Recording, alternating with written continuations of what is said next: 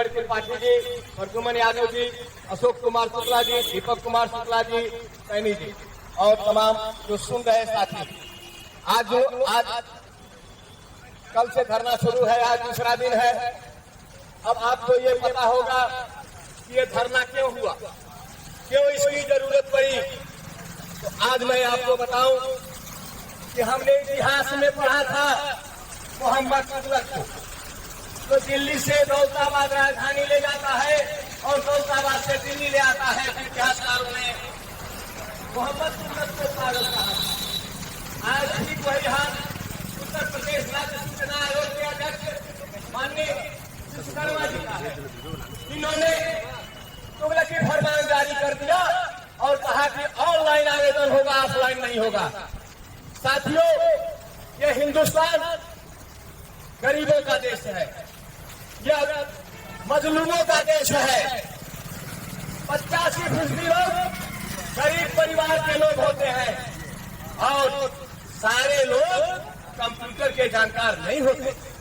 और ये आदमी तुगलकी फरमान जारी करके ऑफलाइन आवेदन को वंचित कर दिया, जिससे हिंदुस्तान में पूरे उत्तर प्रदेश की जनता प्रताड़ित है। और सूचना का अधिकार अधिनियम जिस उद्देश्य से बनाया गया उसकी परिकल्पना नहीं पूरी हो रही है।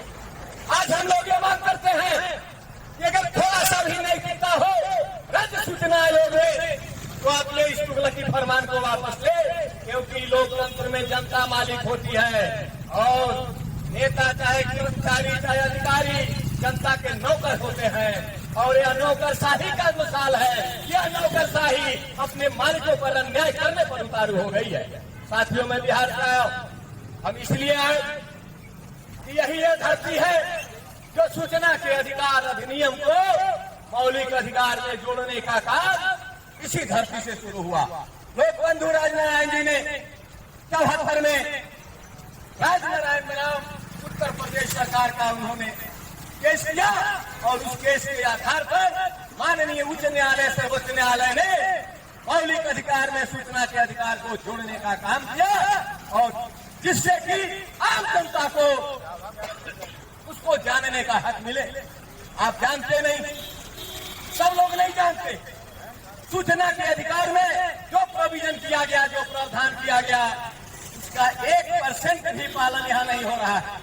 हम तो जानते थे कि हमारे बिहार में नहीं हो रहा है, लेकिन उत्तर प्रदेश की स्थिति देख के हमें अब ग्लानि हो रही है कि जिस धरती से सूचना का अधिकार मिला जनता को, उसी धरती से अधिकारी इस सूचना के अधिकार को दखल करने पर तुले हुए।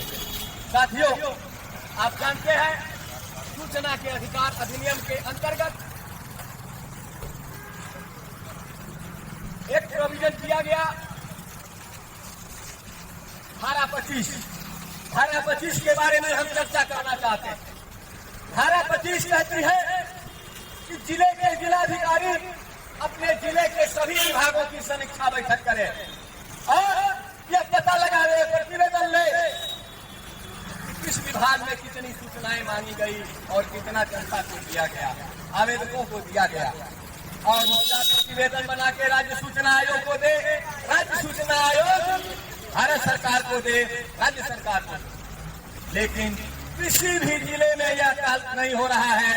मैं आप तमाम लोगों के माध्यम से, मैं मीडिया के माध्यम से सरकार को अवगत कराना चाहता हूं कि क्या यह सरकार कानून का पालन करा रही है? क्या संवैधानिक सरकार है? क्या इसे पद पर रहने का अधिकार है? अपने गिरेबान में झांकने की जरूरत है ऊंचे पद पर बैठे हुए लोगों को, जो जनता की अधिकार का हनन करने में शर्म नहीं करते। साथियों, सूचना के अधिकार अधिनियम धारा 4 कहती है कि सरकारी कामकाज को पोर्टल पर डाला जाए ताकि जनता ये जाने कि हमारे रोड में कितना पैसा आया, हमारे हर विभाग में कितना पैसा आया, कितना खर्चा हुआ। इसको जानने का हक वह गरीब जनता को होनी चाहिए। ये अधिकारी नहीं समझते। एक भिखारी से लेकर के एक आयकर दाता तक सभी टैक्स देते हैं सरकार को और उसी से इनकी बंगले, इनकी गाड़ियां, इनके ऐशो आराम होता है, उसी से तनख्वाह पाते हैं। लेकिन ये अपने मालिकों के प्रति जवाबदेह नहीं है, मालिकों का शोषण करने में संकोच नहीं कर रहे हैं, ये मालिकों के हकदारी कर रहे हैं। इसलिए हम हम लोग ये आंदोलन कर रहे हैं। इन लोगों ने धमकी दिया, हमारे आयोजनकर्ता, हमारे संगठन के नेता तनवीर सिद्दीकी को गिरफ्तार कराने के लिए।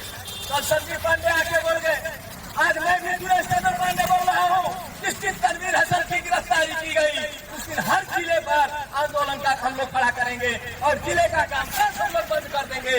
और नहीं तो सूचना आयुक्त के अंदर थोड़ी सी हया हो, थोड़ी सी शर्म हो तो वो आकर के ज्ञापन ले, आश्वासन दे और अपनी गलती पर पुनर्विचार करे, जनता के हक को मुहैया करावे, इसका आश्वासन दे।